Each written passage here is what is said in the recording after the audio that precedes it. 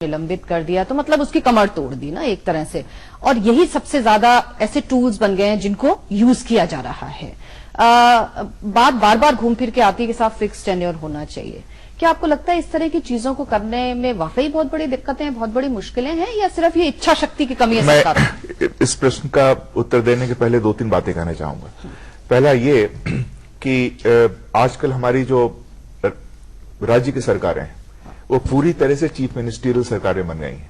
आपको शायद मालूम हो कि 1970 में एक किताब निकली थी दी प्राइम मिनिस्ट्रियल गवर्नमेंट, ये कहते हुए कि प्राइम मिनिस्टर की सत्ता इतनी सशक्त है कि वो चाहे कुछ भी कर सकता है। भारत के प्राइम मिनिस्टर पर वो लागू नहीं होता है क्योंकि चेक्स एंड बैलेंसेस अभी भी काम करते हैं, लेकिन स्टेट्स में जो चीफ मिनिस्टर हैं वो पूरी तरह तानाशाह बन गए हैं। उन पर कोई भी चेक्स एंड बैलेंसेस लागू नहीं होते हैं।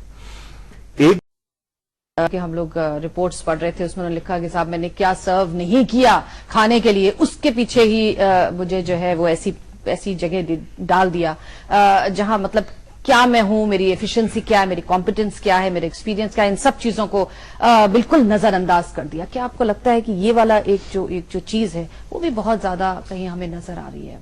नीलम जी, मुझे नहीं लगता कि इस केस में कोई ऐसी बात थी। बात तो बिल्कुल साफ है कि कोई माफिया का काम जो चल रहा था इस लड़की ने रोकने की कोशिश की, उसको तो रफा दफा करना था। डिफरेंस इतना ही है कि ये एक एसडीएम लेवल की ऑफिसर है। वो शायद, मुझे लगता है, मैंने पूछने की भी कोशिश की, पूरे हमारे एनल्स ऑफ सिविल सर्विस में जूनियर स्केल के ऑफिसर को कभी निलंबित नहीं किया जाता है, और ना तो किया है। इसको किया क्योंकि वो एक सिंबल थी तीन चीजों का। एक तो सिंबल थी कि यंग थी, दूसरा सिंबल था कि बार बार वो कर रही थी पकड़ना वगैरह, और तीसरा सिंबल था कि जैसे आप कह रहे थे वुमन थी, पर ये नहीं कि मिनिस्टर समझते हैं और चीफ मिनिस्टर समझते हैं कि इनको अगर एक आपने सिखा दिया तो आपने एक तोहफा लिया, सबके सामने इनकी बेइज्जती की। क्यों?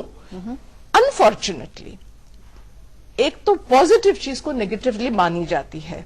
आईएएस ऑफिसर्स 5 लाख लोग, 7 लाख लोग बैठते हैं एग्जाम के लिए। आप अगर उसका बिल्कुल कैलकुलेशन करें तो 0.01 आईएएस में आते हैं, तो उससे ही लोगों को जलन होती है। उसके बाद यही होता है कि सारे सर्विसेज समझते हम भी बैठते तो है, अगर नहीं आते उस सर्विस में तो उनको लगने लगता है इनमें क्या है जो हम में नहीं है। तो एक तो जलन तो है। इस जलन को बजाय कि आईएएस ऑफिसर्स इसको संभल ले और थोड़ा अपना एरोगेंस कम करे, थोड़ी ह्यूमिलिटी